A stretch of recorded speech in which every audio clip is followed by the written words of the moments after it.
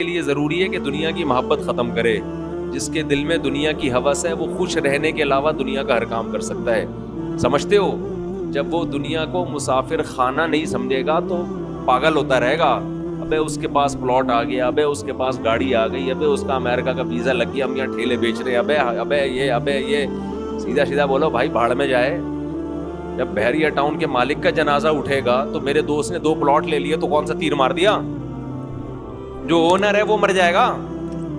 ختم بھائی. تھوڑے دنوں میں ٹماٹر بیچو, رکشا چلاؤ, لینڈ کروزر میں گھومو, یہ تھوڑے دن کے کھیل ہیں, اس کے بعد ختم.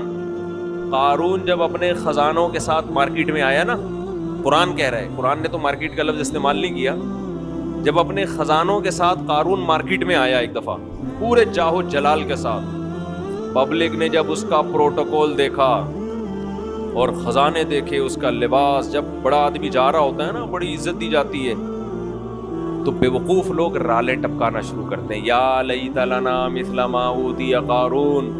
احمقوں اور بے وقوفوں نے کہا ہائے کاش ہمارے پاس بھی ایسی دولت ہوتی جیسی قارون کے پاس. کیا پروٹوکول ہے بھائی اس کا. تو قرآن کیا کہتا ہے؟ علم والوں نے کہا وَيْلَكُمْ, برباد ہو جاؤ, تمہارا ناس ہو جائے. جب انسان بہت ہی الٹی بات کرتا ہے تو آدمی کہتا ہے تیرا ناس ہو, برباد ہو جائے, کہ بیکار باتیں کر رہے ہیں بیٹھ کے. کیا کہنے لگے؟ وَيْلَكُمْ, تباہ ہو جاؤ. یہ ویلکم نہیں ہے, کیونکہ ایک جگہ کہیں ہم عربی گرامر پڑھ رہے تھے تو پرانے زمانے میں جب متحدہ حقیقی بنی تھی نا, وہ 90s کی بات ہے, تو ایک جگہ لکھا تھا ویلکم آفاق احمد. تو ہم عربی گرامر پڑھ رہے تھے, میں اس کو پڑھ رہا ہوں وَيْلَكُمْ آفاق احمد. اب وَيْلَكُمْ کا معنی تو بددعا ہے کہ تم تباہ ہو جاؤ. تو میں حیران ہوں کہ انہوں نے اپنے قائد کو گالی کیوں دی ہوئی ہے. میں وہاں کھڑا بس سوچ رہا ہوں کہ اپنا قائد بھی متحدہ حقیقی بنی تھی نا, تو وہ قائد بھی مانتے ہو آفاق احمد کو, اور تم کہہ رہے ہو اور گالی بھی دے رہے ہو تم تباہ ہو جاؤ. پھر کسی نے بتایا بھائی یہ وَيْلَكُمْ نہیں ہے, یہ ویلکم ہے. تو پھر ایک عربی ان دنوں میں آئے ہوئے تھے, وہ کہنے لگے لِسَبِيلِهِ چوک کدھر ہے. لسبیلا چوک کو کہہ رہے تھے لِسَبِيلِهِ چوک. وہ کہہ رہے تھے یہ لِسَبِيلِهِ چوک کدھر ہے. تو عرب اس طرح کی غلطیاں بھی کر رہے ہوتے ہیں. تو خیر, تو قارون کے خزانوں کو دیکھ کر بے وقوف لوگ کیا کہنے لگے, یا لیت لنا, ہائے ہائے ہائے کاش ہمارے پاس بھی ایسا. جعفر فرماتے ہیں جو علم والے لوگ تھے انہوں نے کیا کہا, وَيْلَكُمْ, تمہارا ناس ہو, برباد ہو جاؤ تم. کیسی باتیں کر رہے ہو بے وقوفوں والی. ثواب اللہ خیرون, اللہ جو نیک عمل پہ بدلہ دے گا وہ اس سے کئی گنا بہتر ہے.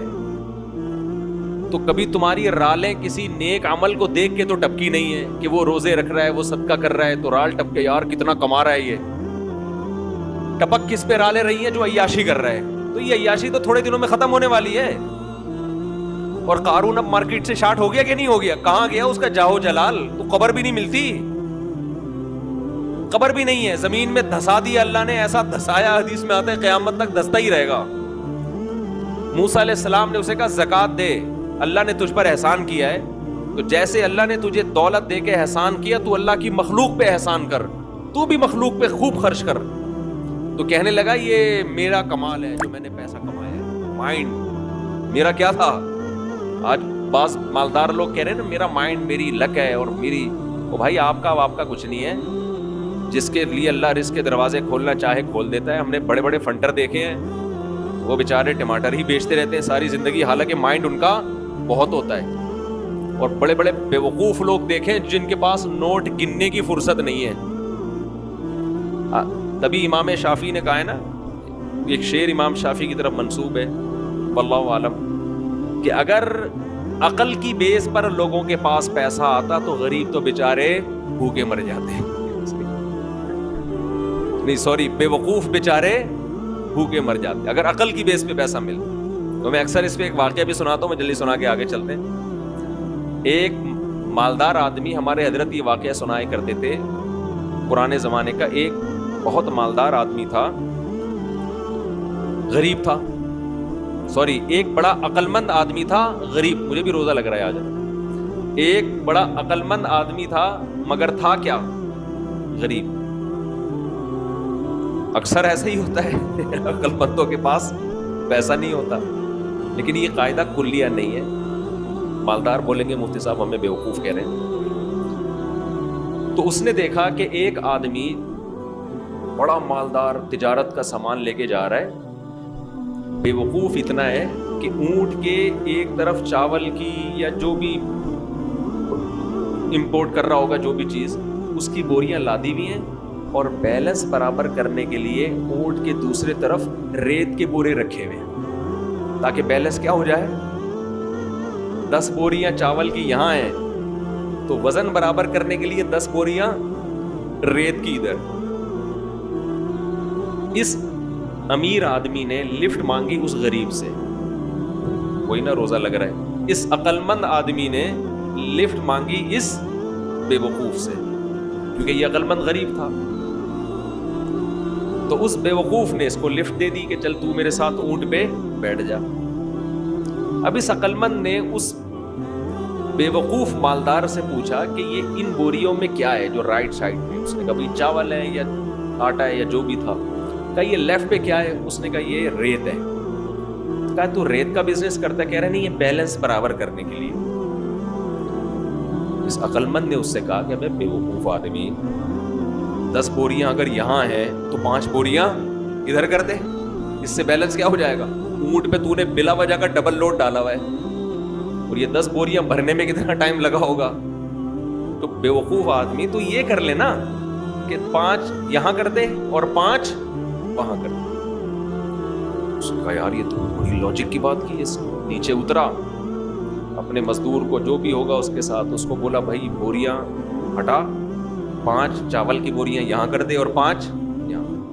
اونٹ کی سپیڈ بھی تیز ہو گئی اور اونٹ کو بھی سکون کا سانس آیا، بڑا خوش. اب اس غریب آدمی سے اس بے وقوف نے انٹرویو لینا شروع کیا کہ تو کرتا کیا ہے. اس کا خیال تھا کہ یہ تو ارب پتی ہوگا جو اتنا عقل مند ہے، جس نے مجھے اتنے اچھے مشورے دیے. یہ خود کیا ہوگا؟ یعنی یہ میرے جیسے بے وقوف کے پاس اتنا پیسہ ہے تو اس عقل مند کے پاس تو اس کی تو ملیں چلتی ہوں گی نا. اس سے پوچھا تو کرتا کیا ہے؟ اس نے کہا یار میں تو غریب آدمی ہوں، جس کام میں ہاتھ ڈالو برباد. میرے پاس تو سواری بھی نہیں ہے، تبھی تو میں نے تجھ سے لفٹ مانگی ہے. اس نے کہا اتر نیچے اتر. اونٹ کو واپس گھمایا، 5 بوریاں دوبارہ ادھر کی اور ریت کی بوریاں دوبارہ بیلنس برابر کرنے کے لیے ادھر ڈال. بولا تیری عقل کی وجہ سے تیرے پاس جب 1 کوڑی روپیہ نہیں ہے تو میں بے وقوف تجھ عقل مند سے 1000 گنا بہتر. میں تیرے مشوروں پر عمل کروں گا نا، میں بھی تیرے جیسا بن جاؤں گا. مجھے اپنے اسٹائل سے چلنے دے جیسا چل رہا ہوں. سمجھ رہے کہ نہیں سمجھ؟ میں جیسے اپنے اسٹائل سے چل رہا ہوں مجھے چلنے دے. اگر تیرے مشورے پر عمل کیا نا میں بھی تیرے جیسا غریب ہو جاؤں گا. لو كان بالحيل الغنى لوجدتني بنجوم اقطار السماء تعلقي. امام شافعی کا غالباً شعر ہے کہ اگر تم دیکھتے محنت سے پیسہ ملتا تو میں پیسے کی تلاش میں آسمان کے ستاروں تک پہنچا. ہم نے دیکھا ہے بعض لوگوں کا ایک شوق ہوتا ہے، شوقیہ کچھ چیزیں پالتے ہیں رکھتے ہیں، وہ شوق ان کا بزنس بن کے ان کو کروڑ پتی بنا دیتا ہے، حالانکہ انہوں نے سوچا بھی نہیں ہوتا کہ اس شوق سے ہمیں کیا ملے گا، پیسہ. اگر وہ پلاننگ کر کے کرتے تو کچھ بھی نہیں آتا ہاتھ. اس کا مطلب یہ نہیں کہ آپ محنت نہ کریں. پہلے ہی ہمارے یہاں پوستی پن چل رہا ہے، اٹھتے نہیں ہیں، 12-1 بجے اٹھتے ہیں، ایک دکان پہ نہیں بیٹھتے. محنت تو کرنی ہے لیکن ملے گا اتنا جتنا اللہ نے مقدر کیا. تو میں وہ عرض کر رہا تھا کہ نبی صلی اللہ علیہ وسلم نے جو مثال دی ہے نا کہ 2 چیزیں جوان ہوتی ہیں تو وہ 2 برائیوں سے مراد صرف 2 نہیں ہیں، بلکہ جو بھی بری خواہشات ہیں بڑھاپے میں کم ہونے کے بجائے بڑھتی. اسی طرح اچھی خواہشات اگر جوانی میں اچھی عادتیں ہیں تو بڑھاپے میں وہ اچھی عادتیں کم ہونے کے بجائے جوان ہوتی. اگر آپ کو جوانی میں اللہ سے محبت ہے، بڑھاپے میں یہ محبت اور زیادہ بڑھ جائے گی. جوانی میں دنیا کو مسافر خانہ سمجھتے ہو، دل نہیں لگاتے، بڑھاپے میں بالکل لفٹ کرانا. ہم نے دونوں طرح کے بوڑھے دیکھے ہیں, سخی بھی اور کنجوس بھی. جو سخی ہوتے ہیں وہ بہت سخی ہوتے ہیں, کیونکہ وہ جوانی میں سخی ہوتے ہیں نا, تو یہ سخاوت بڑھاپے میں ان کی بہت زیادہ